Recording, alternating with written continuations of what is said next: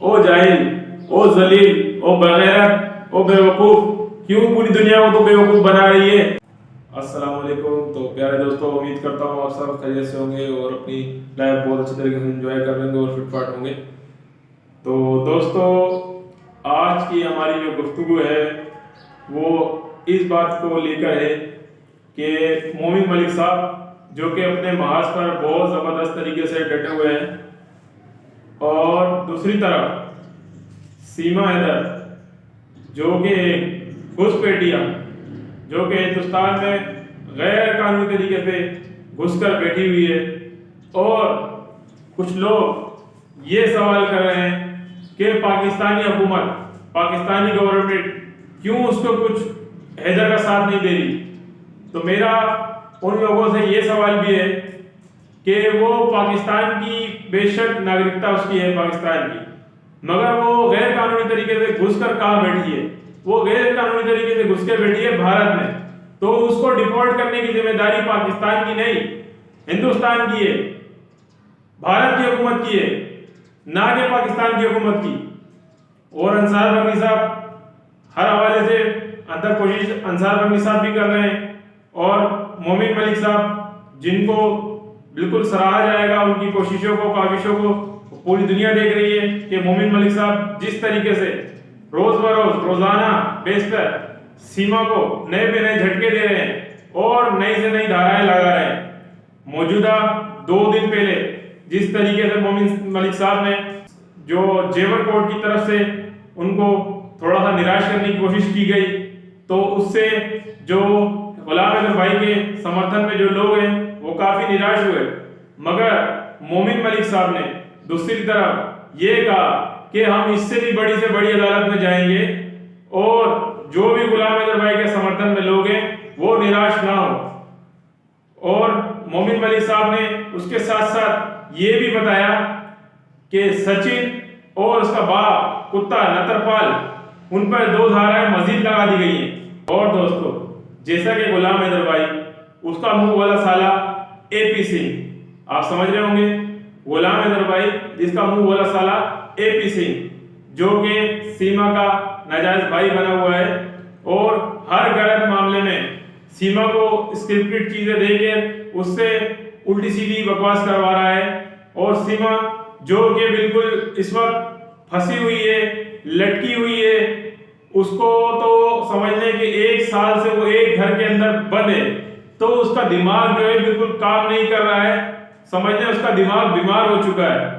वो औरत जो 1 साल से घर के अंदर नजर बंद हो, सोचिए उसका क्या आलम होगा।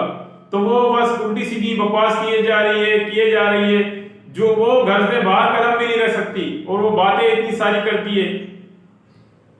वो रोजाना एक ही घर के अंदर वही गंदी गंदी शक्लें देख रही है, अजीब और गरीब सी, तो उसका दिमाग तो पागल होगा।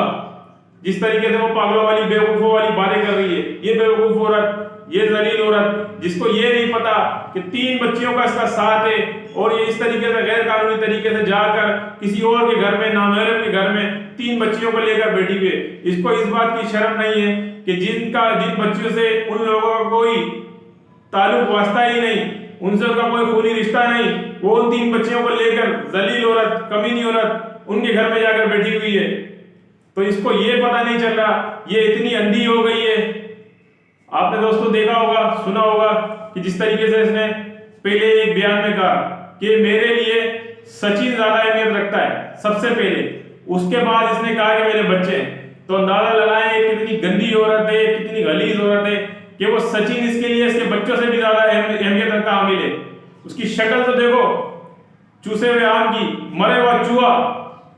हमारे यहाँ पर तो जो है पाकिस्तान में भंगी भी इससे ज्यादा अच्छे होते हैं, जिसके पीछे ये 4 मुल्क पार करके हैदर भाई के 30 लाख रुपए लगा के जाके और आगे बैठ गई है। और किस तरीके से ये भारत के लोगों को बेवकूफ पे बेवकूफ बना रही है। अब लगता है मुझे कि भारत के लोगों को इससे सीखना पड़ेगा कि जिस तरीके से ये उनका धर्म की चीजें सिखा रही है और त्योहार मनाना सिखा रही है, तो भारत के लोगों को मेरे ख्याल से इससे पहले पता ही नहीं था कि त्योहार कैसे मनाए जाते हैं। अभी जैसे कि रिसेंटली एक होली का त्योहार हिंदुस्तान में आई थिंक मेरे ख्याल से कल 25 तारीख को शायद मनाया जाएगा, उसकी तैयारियां बता रही है। और ये रोजाना नई नौटंकियां दुनिया को दिखा रही है कि हम ये कर रहे हैं, हम वो कर रहे हैं। अरे तुम गुलाम हैदर के बच्चों का सदका खा रहे हो। सचिन की क्या होगा जो चीजें दिलाएगा, जो खिलौने दिलाएगा, रोजाना बताते हैं ये दिलाया वो दिलाया। ये बोलो कि गुलाम हैदर के बच्चों ने खिलाया पिलाया। जिन लोगों को जिंदगी में पता नहीं था केक क्या होता है, रास्ते में केक काट रहे हैं, आज इनके चैनल बन गए। इनकी औकात क्या है 8 चैनल बनाने की।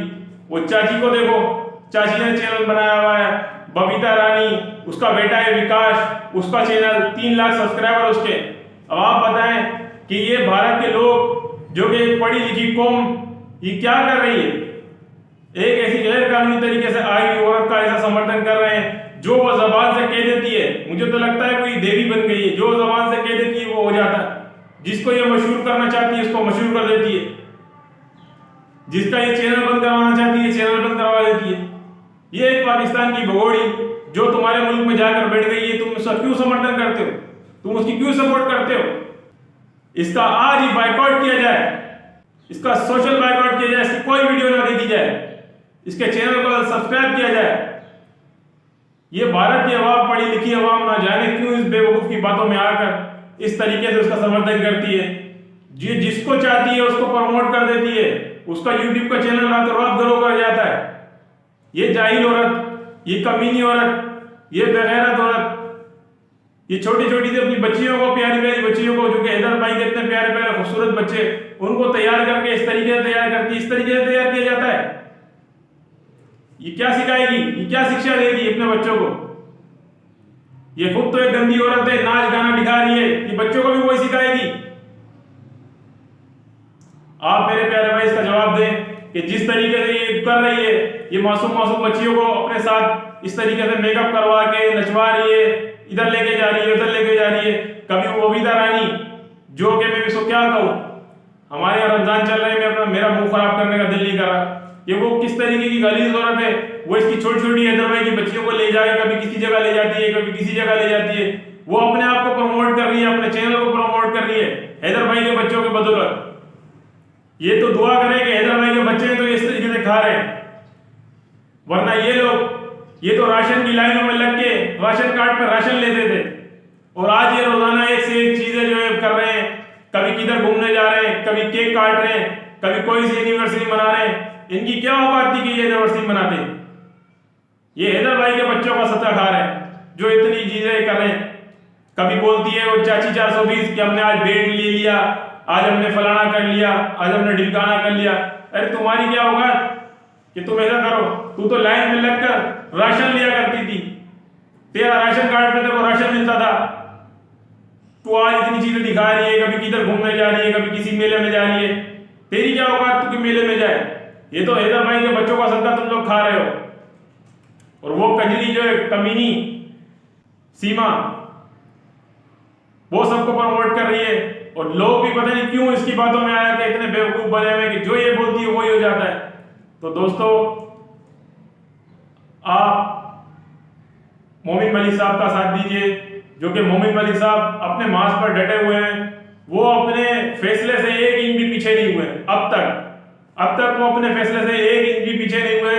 और मजीद उन्होंने ये कहा कि हम कानूनी कार्रवाई बढ़ाते जाएंगे और 1 इंच भी पीछे नहीं हटेंगे। उन्होंने कहा जब तक गुलाम भाई के बच्चे गुलाम हैदर भाई को ना मिल जाए, प्लस सीमा को 5 से 7 साल की सजा ना मिल जाए, उन्होंने कहा कि मैं चैन से नहीं बैठूंगा। तो दोस्तों, इसी तरीके से आप गुलाम हैदर भाई का सपोर्ट करते रहें और गुलाम हैदर भाई का साथ देते रहें। और दोस्तों, मेरी वीडियो को लाइक शेयर सब्सक्राइब कर दिएगा। अस्सलाम वालेकुम।